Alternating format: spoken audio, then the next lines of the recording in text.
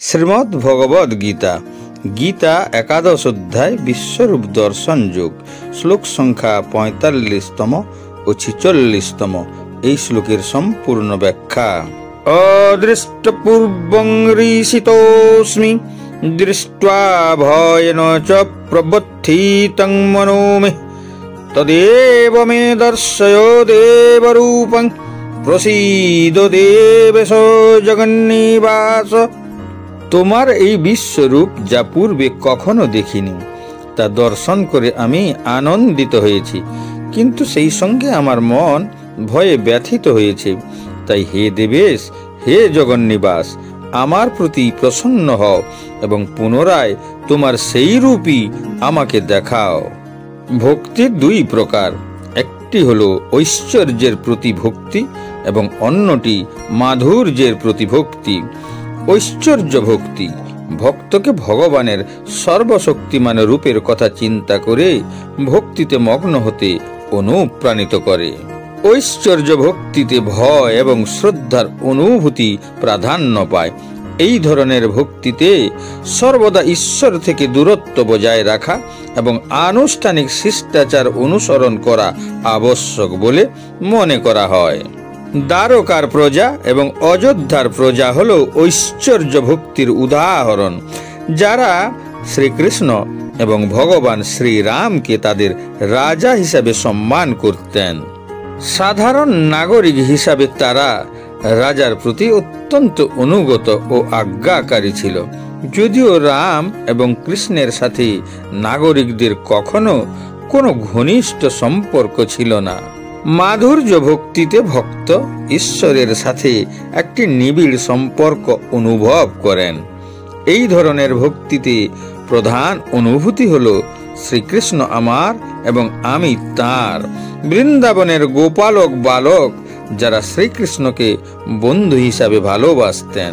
যশোদা এবং নন্দ যারা কৃষ্ণকে তাদের সন্তানের মতো ভালোবাসেন। গোপীরা যারা তাকে তাদের প্রিয়তম হিসাবে ভালোবাসেন। এগুলি সবই মাধুর্য ভক্তির উদাহরণ। ঐশ্বর্য ভক্তির চেয়ে মাধুর্য ভক্তি অনেক মধুর। জগৎগুরু শ্রী কৃপালুজি মহারাজ বর্ণনা করেছেন, সবই সরসদারিকা মথুরাউরুব্রজ মাহি মধুর মধুরতর মধুরতম রস ব্রজ রস সমনাহি। ঈশ্বরের ঐশ্বরিক আনন্দ তার সমস্ত রূপে অত্যন্ত মধুর হয়, কিন্তু তবুও এর বিভাগ রয়েছে। যেমন দ্বারকায় কৃষ্ণের লীলার আনন্দ মধুর, মথুরায় কৃষ্ণের লীলার আনন্দ অত্যন্ত মধুর এবং ব্রজে কৃষ্ণের লীলার আনন্দ অত্যন্ত মধুরতম। মাধুর্য ভক্তিতে ভগবানের ঐশ্বর্য ভক্তি ও সর্বশক্তিমান প্রকৃতিকে ভুলিয়ে দেওয়া যায়।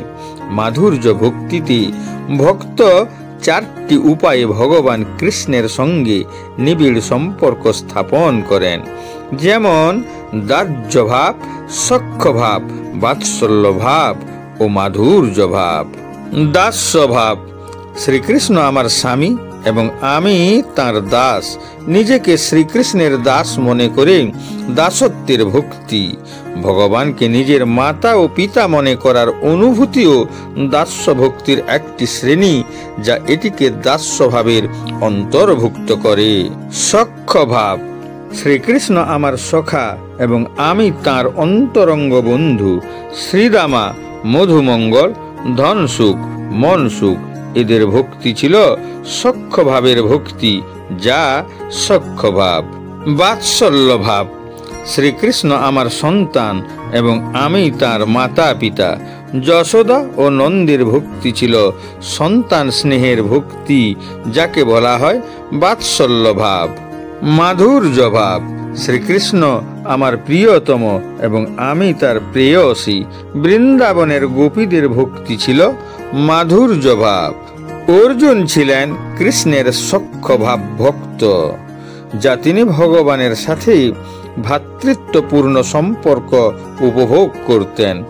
ভগবানের বিশালতা এবং ঐশ্বরিক রূপ দেখে অর্জুন আশ্চর্যজনক বিস্ময় এবং শ্রদ্ধা অনুভব করেন। কিন্তু তবুও তিনি সখ্য ভাব ভক্তির অনুভূতিতে মাধুর্যের জন্য আকাঙ্ক্ষা করেন, যা তিনি ইতিমধ্যেই সেই সাথে অভ্যস্ত ছিলেন। তাই তিনি শ্রীকৃষ্ণের কাছে করজোড়ে প্রার্থনা করেন তিনি তার এই সর্বশক্তিমান ও বিশাল রূপ থেকে বিরত হয়ে তার পরম পুরুষোত্তম রূপে ফিরে আসেন, যেভাবে অর্জুন তাকে আগে দেখতে অভ্যস্ত ছিলেন। কিরীটিনং গদিনং চক্রহস্তম ইচ্ছামি ত্বং দ্রষ্টুমহং তথৈব তেনৈব রূপেণ চতুর্ভুজেন সহস্রবাহো ভব বিশ্বমূর্তে। হে বিশ্বমূর্তি, হে সহস্রবাহু, আমি তোমাকে পূর্ববৎ সেই কিরীটি, গদা ও চক্রধারী রূপে দেখতে ইচ্ছা করি। এখন তুমি তোমার সেই চতুর্ভুজ রূপ ধারণ করো। অর্জুন শ্রীকৃষ্ণের সর্বশক্তিমান বিরাট রূপে ভয়ভীত হয়ে সেই রূপ নিবৃত করতে প্রার্থনা করেন। বিপরীতে তিনি সর্বশক্তিমান প্রভুর সবচেয়ে পুরুষোত্তম রূপ দেখতে পছন্দ করেন, যাতে তিনি তার সাথে আগের মতো বন্ধুত্বপূর্ণ সম্পর্ক বজায় রাখতে পারেন। ভগবান শ্রীকৃষ্ণকে সহস্রবাহু বলা মানে তিনি হাজারো অস্ত্রধারী।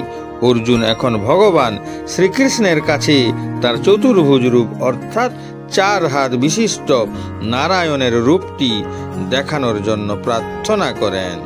ব্রহ্ম সংহিতায় বলা হয়েছে, রামাদি মূর্তিষু কালানিয়মেন তিষ্ঠান, অর্থাৎ ভগবান সর্বদা শত শত এবং হাজার হাজার রূপের মধ্যে বিরাজমান, যার মধ্যে রাম, নৃসিংহ, নারায়ণ তার প্রধান রূপ। এভাবে কৃষ্ণের অসংখ্য রূপ রয়েছে। অর্জুন জানতেন যে কৃষ্ণই আদি ভগবান। বর্তমান তার এই বিশ্বরূপ ক্ষণস্থায়ী। এখন তিনি প্রার্থনা করেছেন যে কৃষ্ণ যেন তার স্বাভাবিক নারায়ণ রূপে তাকে দর্শন দেন। এই শ্লোকটি নিঃসন্দেহে শ্রীমদ্ ভাগবতের বক্তব্যকে নিশ্চিত করে যে কৃষ্ণ হলেন আদি ভগবান, কিন্তু অন্যান্য সমস্ত রূপ তার থেকেই আবির্ভূত। তিনি তার অনন্য রূপ থেকে পৃথক নন। তিনি তার অসংখ্য রূপের মধ্যেও ঐশ্বরিক শক্তি প্রকাশ করে থাকেন। কিন্তু আদি ঈশ্বর নরোত্তম ভগবান শ্রীকৃষ্ণ, এটা ঈশ্বরের স্থায়ী বৈশিষ্ট্য। যিনি কৃষ্ণকে জানেন তিনি এই জড় জগতের সমস্ত অপবিত্রতা থেকে মুক্ত হন।